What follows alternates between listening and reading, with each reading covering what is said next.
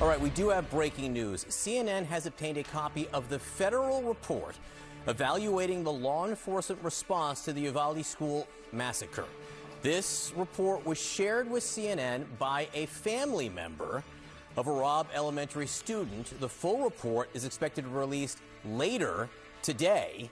CNN's Shimon Prokupecz has been working this story from the beginning. And Shimon, I can see you looking through the report right now.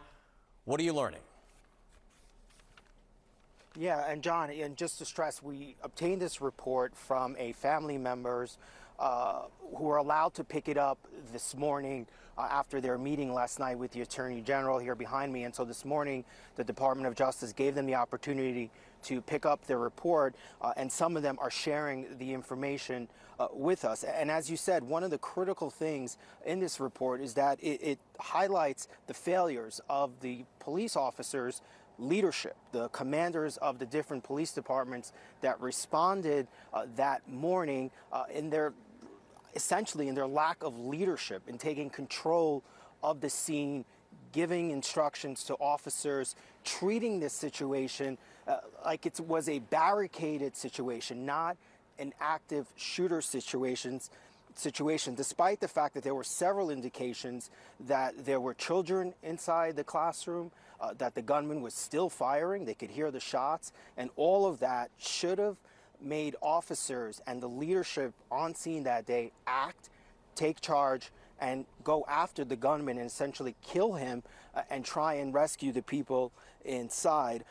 Also, from what I've seen from this report, the Department of Justice really focuses on the victims here and the trauma that the community has experienced because of the lack of accountability, the lack of transparency, the way that they were treated here by officials, the lack of care for some of the victims on the day of the shooting, and the way that they were treated and handled, and really just a top to bottom failure in every way by law enforcement on that day, from their response to the way they treated the scene, the crime scene, the way they treated victims, what they did after the shooting ended, and also the communication here of the narrative that was initially put out by law enforcement, that this was some kind of heroic effort by officers who were on scene and officers who responded.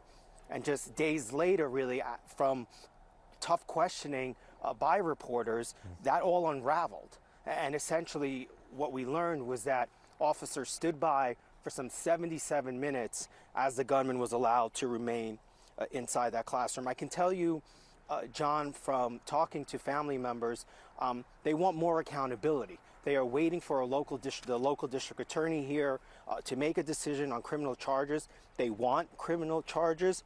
It's unclear at this point if that's ever going to happen.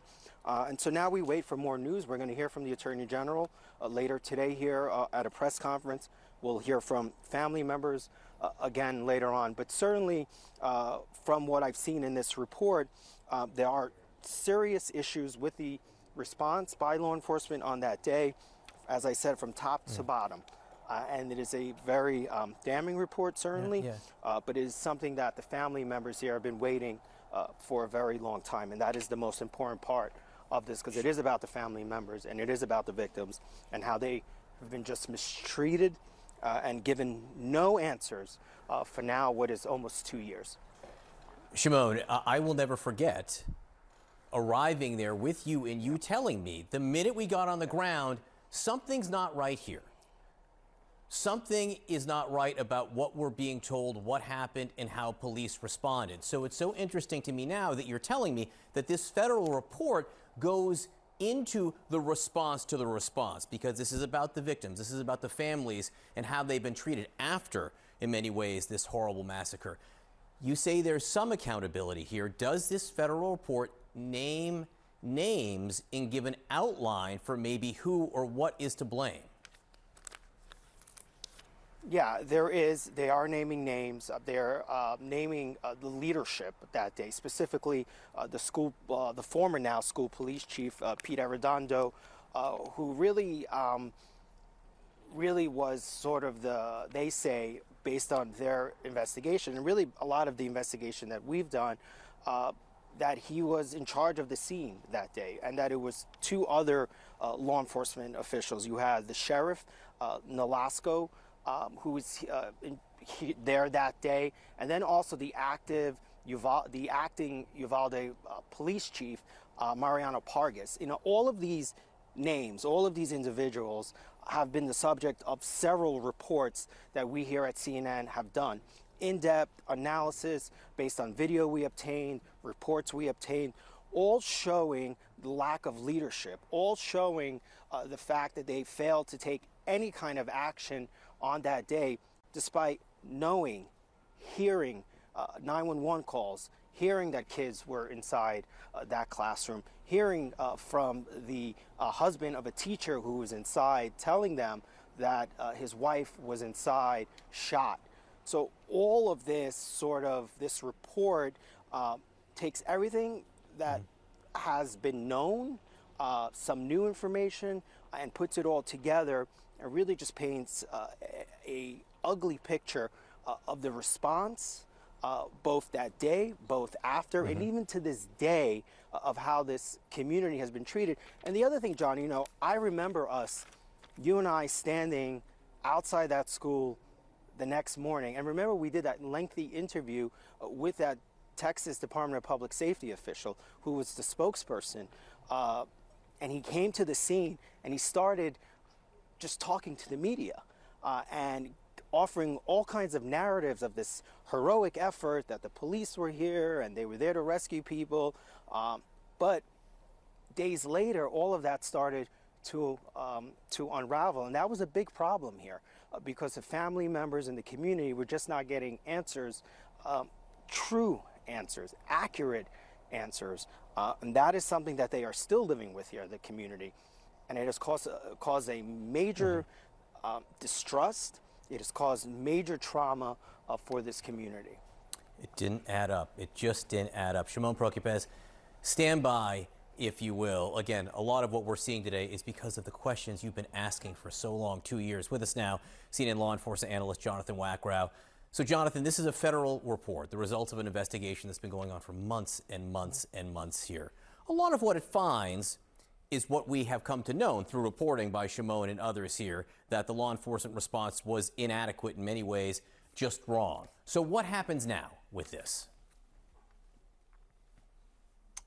Well, listen, we have to learn from it, right? And we have to, take what we saw on that day, what is being reported now, and hold people accountable, right? And I think that, what Shimon's point, what he was trying to say here is that the re-victimization of this community happens again now, because this report is out without the accountability and holding people accountable for their either actions or lack of actions on that day just continues the pain and suffering for this community, right? What we see in this report is no different than what we saw in the moments of the police response and all of Shimon's remarkable reporting afterwards, is that there was a complete failure across the board, right? And so that failure is the situational awareness.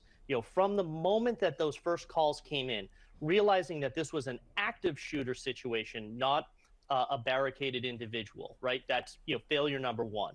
Communication, understanding the tactical control of responding officers and public safety officials to that site, maintaining an incident command structure. There were so many failures on that day. And for 77 minutes, we watched as those failures compounded.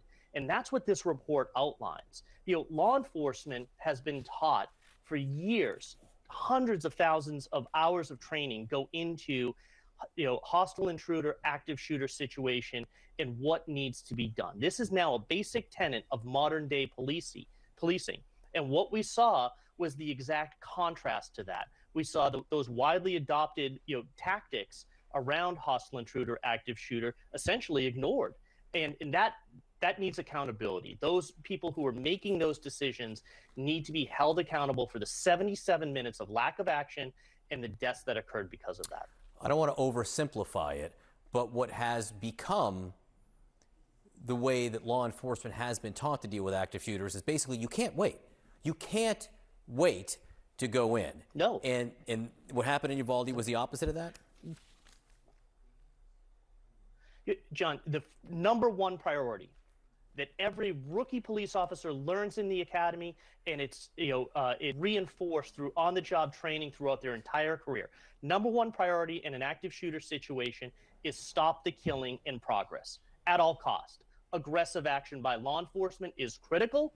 You need to draw the gunfire away from innocent victims. Remember, law enforcement is going in with equipment, with tactics, with training, with knowledge of how to suppress that threat. Those innocent victims have nothing.